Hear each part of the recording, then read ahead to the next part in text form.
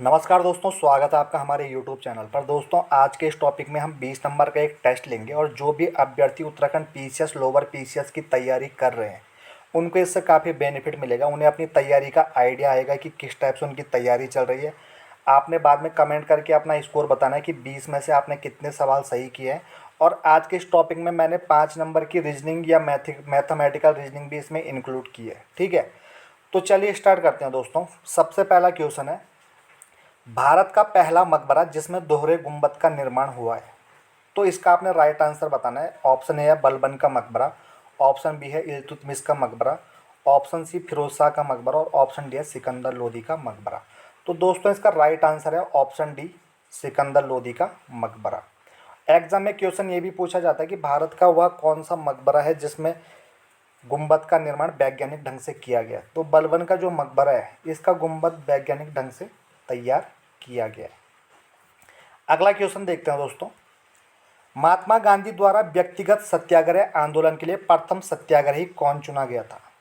तो इसका right answer आपने बताना है। ऑप्शन ए है विनोबा भावे, ऑप्शन बी है जवाहरलाल नेहरू, ऑप्शन सी राजेंद्र प्रसाद और ऑप्शन डी है सुभाष चंद्र बोस। तो इसका राइट आंसर है दोस्तों option A Vinoba Bhave. Option A Vinoba Bhave. पहले व्यक्तिगत सत्याग्रही कौन थे? विनोबा भावे। और दूसरे व्यक्तिगत सत्याग्रही थे जवाहरलाल नेहरू। तो ये भी पूछा जाता है कि दूसरे सत्याग्रही कौन चुने गए थे। अगला क्वेश्चन देखते हैं। निम्न में किस स्थान पर मानव के साथ कुत्ते को दफनाए जाने का साक्ष्य मिला है। तो आपके पास 4 ऑप्शन है। ऑप्शन ए है कोलडेवा, ऑप्शन बी है बुर्जहोम, ऑप्शन सी है चोपनी मंडो और ऑप्शन डी है लोथल। तो इसका राइट आंसर है ऑप्शन बी बुर्जहोम। अगला क्वेश्चन देखते हैं दोस्तों। बंगाल में ब्रिटेन की वस्तुओं के बहिष्कार का सुझाव सर्वप्रथम किसने दिया था।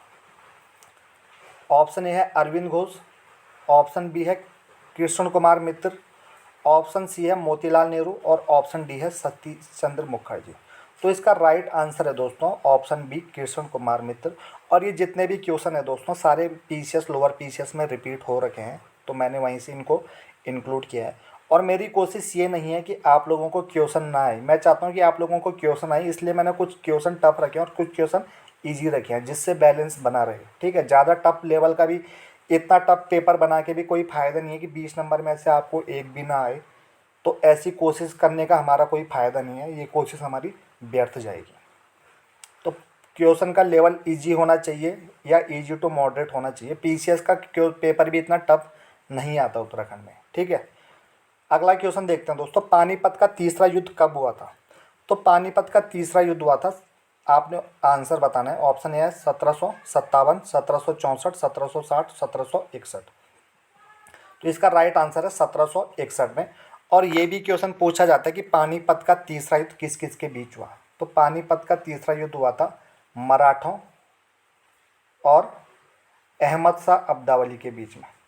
ठीक है, कभी कभी दोस्तों आयोग क्या करता है कि क्वेश्चन घुमा के पूछ लेता है कि पानीपत का तीसरा युद्ध किसके बीच हुआ।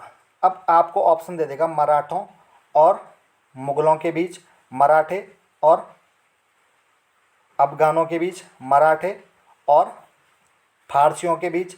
इस टाइप से आपको 4 ऑप्शन दे देगा। तो ये भी आयोग ने काफ़ी बार क्वेश्चन पूछा है कि पानीपत का तीसरा युद्ध मराठे और अफगान के बीच हुआ है, मराठे और अफगानों के बीच में हुआ है।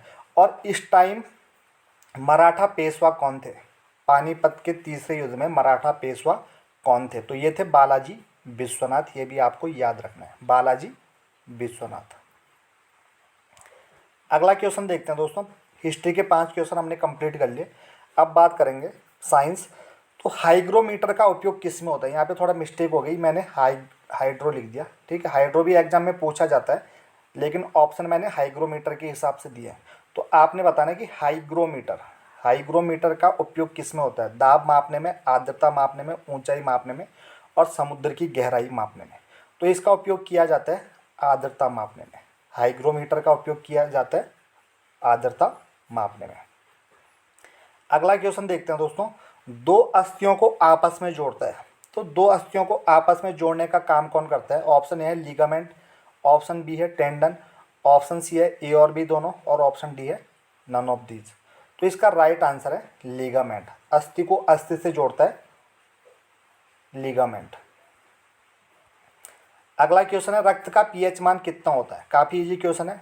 5.4, 6.4, 7.4, 8.4। तो जो ब्लड का पीएच होता है वो होता है 7.4। ब्लड का पीएच होता है 7.4। अगला क्वेश्चन देखते हैं, गोबर गैस का मुख्य तत्व है। तो आपने ऑप्शन बताने हैं, ईथेन, मीथेन, प्रोपेन, ब्यूटेन। तो इसका राइट आंसर है दोस्तों मीथेन। ये क्वेश्चन काफ़ी बार एग्जाम में पूछे जाते हैं दोस्तों कि गोबर गैस का मुख्य तत्व कौन सा है। मीथेन है। धान के खेत से कौन सी गैस निकलती है, तो धान के खेत से भी मीथेन निकलती है। तो इस टाइप के क्वेश्चन आपको ये गैस वाले याद रखने हैं। एलपीजी में गैस भरी जाती है वो किस अवस्था में रहती है, तो लिक्विड अवस्था में रहती है। अगला क्वेश्चन है, अल्जाइमर रोग में शरीर का कौन सा अंग प्रभावित होता है। तो अल्जाइमर रोग में शरीर का कौन सा अंग प्रभावित होता है। आपने ऑप्शन दे रखे हैं आपको, मस्तिष्क, हृदय, फेफड़े और किडनी। तो इसका राइट आंसर है दोस्तों मस्तिष्क। ब्रेन को ये सीधे प्रभावित करता है। अगला क्वेश्चन देखते हैं, राजाओं की घाटी कहाँ स्थित है। राजाओं की घाटी आपने बताना है कि राजाओं की घाटी कहाँ स्थित है। इटली, मिस्र, ईरान और अमेरिका। तो इसका राइट आंसर हो जाएगा दोस्तों मिस्र। इजिप्ट में राजाओं की घाटी स्थित है। इसे वैली ऑफ किंग्स भी कहा जाता है। अब देखिए राजाओं की घाटी कहाँ पे है, मिस्र में है। मृतक घाटी या मृत घाटी कहाँ पे है, तो ये अमेरिका यूएसए के कैलिफोर्निया में है मृतक घाटी। स्वात घाटी, स्वात घाटी पाकिस्तान में है। पंजशीर घाटी अभी आपने देखा होगा अफगानिस्तान में लड़ाई चल रही है, पंजशीर घाटी अफगानिस्तान में है। फूलों की घाटी चमोली में है। शांत घाटी केरल में। तो आपको घाटियाँ सारी याद होनी चाहिए। अगला क्वेश्चन देखते हैं दोस्तों, डिएगो गार्सिया कहाँ स्थित है। ऑप्शन है प्रशांत महासागर, ऑप्शन बी है अटलांटिक, ऑप्शन सी है अरब सागर और ऑप्शन डी है हिंद महासागर। तो इसका राइट आंसर है दोस्तों ऑप्शन डी हिंद महासागर। अगला क्वेश्चन देखते हैं, अंतर्राष्ट्रीय तिथि रेखा इंटरनेशनल डेट लाइन किसे कहते हैं।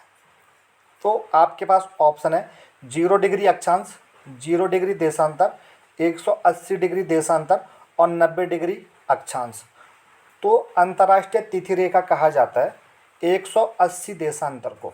ठीक है, 180 देशांतर को अंतर्राष्ट्रीय तिथि रेखा कहा जाता है।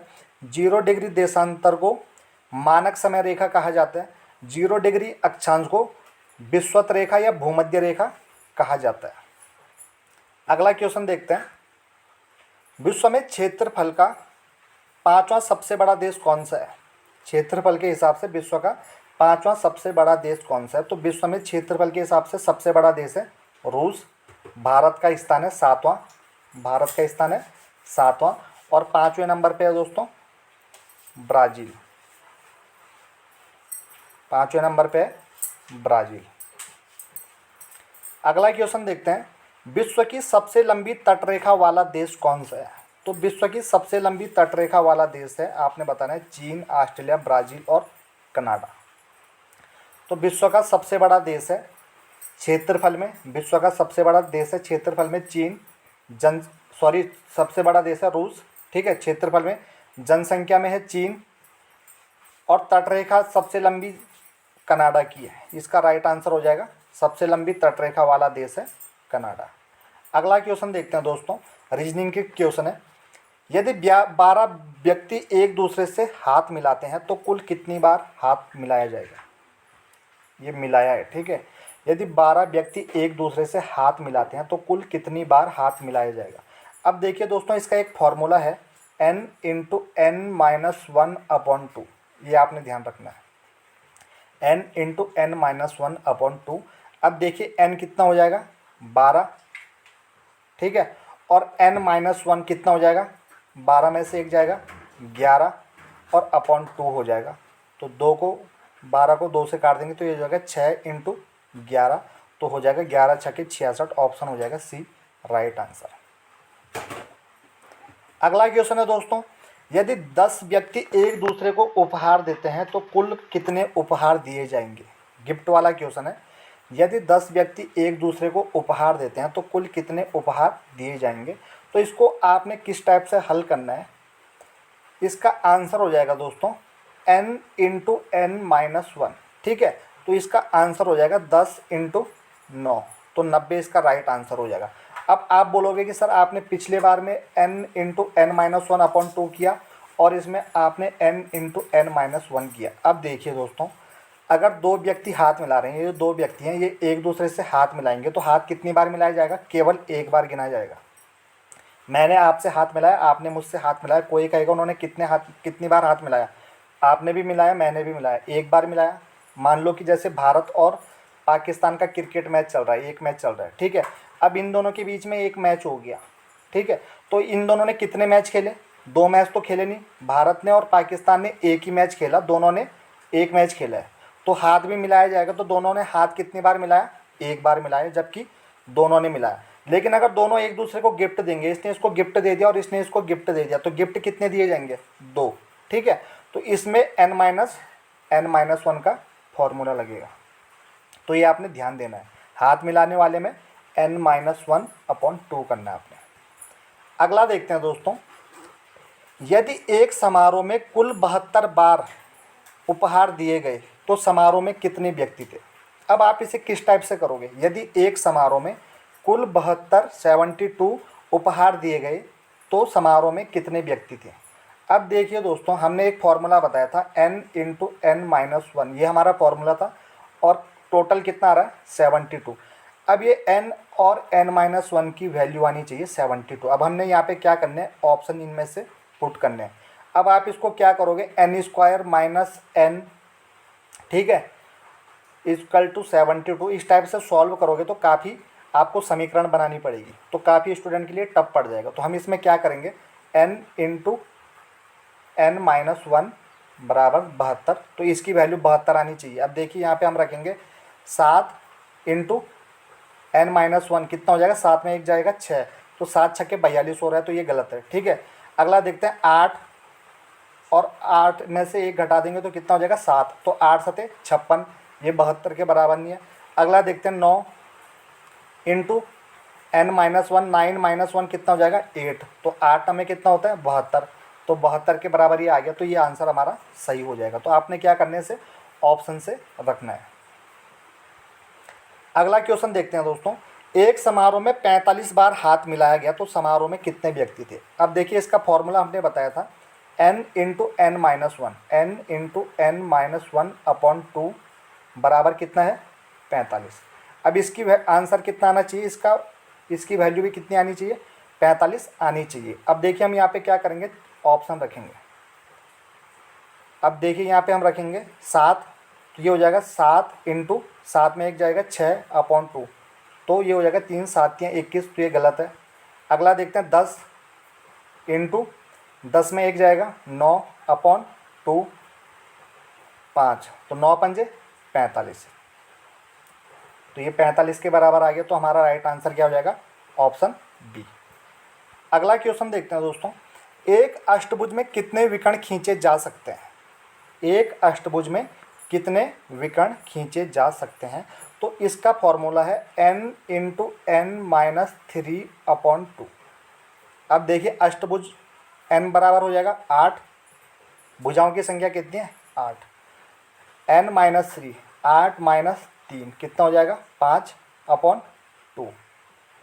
अब ये हो गया, 4 बार कट जाएगा और 8 में से 3 जाएगा 5, 5 चौकू 20, तो इसका आंसर आ जाएगा ऑप्शन डी, 20 आंसर हो जाएगा। आपने फॉर्मूला ध्यान रखना है। तो अब आपने स्कोर बताना है कि दोस्तों आपने कितने आंसर इसमें सही किए, आपको कितने क्वेश्चन आते थे।